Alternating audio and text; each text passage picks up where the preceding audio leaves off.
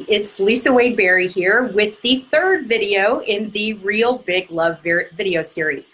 You know, in video one, we talked about what soulful service actually is, the idea of inspired, meaningful service that is sustainable.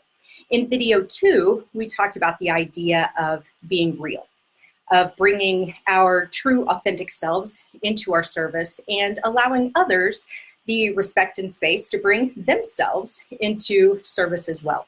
Well, today we're going to talk about being big and what that means for our difference making. Now, when I say big, I'm not talking big egos or big grandiose efforts to save the entire world all at once. Instead, to me, big means more about getting out of our comfort zone, stretching a bit, being willing to take bolder action. And it also can mean doing small things with great consistency, because we know that that is one way to also make a significant difference. So the first is the idea of getting out of our comfort zone. Anytime we stretch, it can feel uncomfortable. And our brains are super good at trying to keep us safe and trying to keep us in our safe little comfortable box. But often the change that needs to be made in the world and the service that we're seeking to make is outside our comfort zone, outside of that safe little box that requires us to be a bit bolder.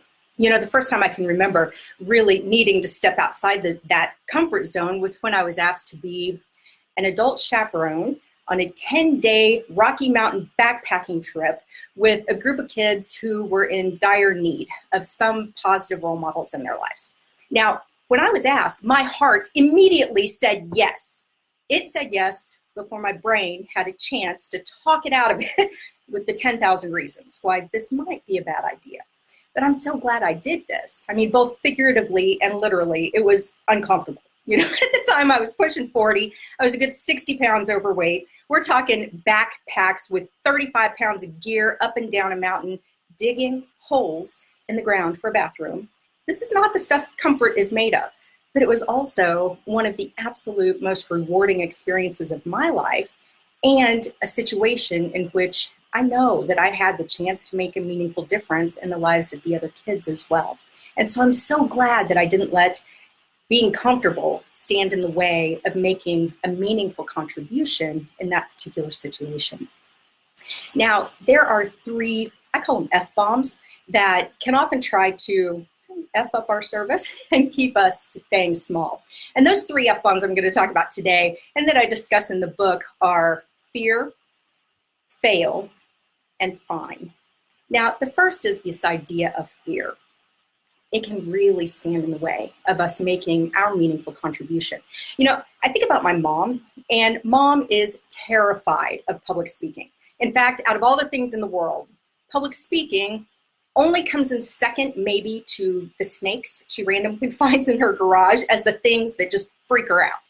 But when it comes to her mission of sharing the message about the importance of mammograms for early breast cancer detection, she will get in front of a microphone. She will take the opportunity to speak publicly any chance she gets. Not only does she do mammograms professionally, but she's also a breast cancer survivor. And so she knows the importance of getting that message out there to other women and men that it can potentially save a life. So for mom, her big why and her message overcomes her fear. So in that particular instance, it's the faith that she's not going to mess up too bad, right? That she's going to do okay, that helps her overcome that fear.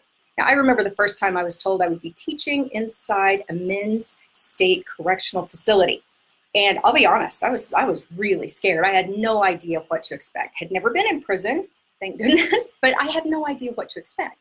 And if I had let that fear stop me, I would have prevented myself from having some of the most important and meaningful teaching experiences that I've had so far. You know, this is a situation where there are people who are really interested in a second chance at life and a chance as an instructor to help facilitate that. And I'm so glad that I didn't deny myself or the students the chance for that interaction. So sometimes we just have to have faith as the antidote to that fear to allow us to jump in and make our most meaningful contribution. Now, the second F-bomb is this idea of fail. What if I fail? What if I screw up? What if? There can be a million things that might cause us to be worried about failure and choose not to engage in the first place. You know, I remember the first time I met Gia. Gia had a huge impact on my life. I had the chance to help her learn how to read and write as an adult. She was in her 40s, had 3 kids, but literacy was something that had eluded her up to that point. Now, if she had given up every time she failed saying a word, reading a word correctly, knowing how to pronounce something, she would have never gotten to the point where she could read.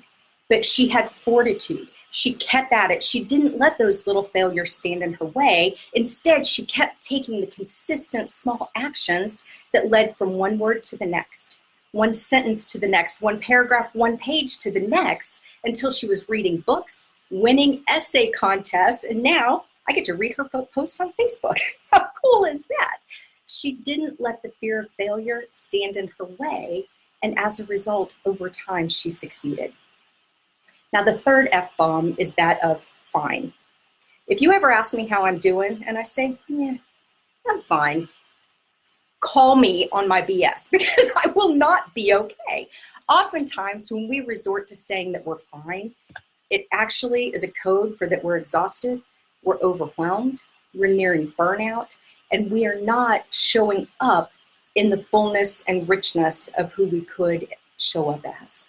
That to me is an opportunity to really do some looking at what are the things in our lives that might be draining our energy, and how can we turn that around? How can we go from fine to a sense of fullness so that our service can actually benefit and our life can benefit as well? So fear, fail, and fine are 3 F-bombs that do often keep us small, stand in the way of our service. Now, another thing that I hope you'll keep in mind is the idea that making a difference, whether it's in our families, in our homes, our communities, for a cause, an organization, in our world, difference making is the stuff of marathons, right? So this is not some big one and done, hey, my difference is made, I can go home now. But often it's the idea that just like with a marathon, marathons are finished by taking one step after another, one step after another. Sure, it takes courage, even some huge audacity, to decide to sign up for a marathon in the first place, to decide to sign up to be a difference maker in the first place. That takes courage, but it's every little step after that, even when it's hard, even when it's inconvenient, even when we want to give up, by continuing on taking the little steps, that's where the difference is made. That's where it can be made for the long run. So for our soulful service, inspired action that's meaningful and sustainable, that's what is going to make the difference, make our difference go from a difference to a big difference. So in the next video, we're going to talk about the role of love in all of this. And when we can make our difference with love, how that can make a difference, a real difference in our entire world. So I hope you'll join me for the next video, and thanks for tuning in.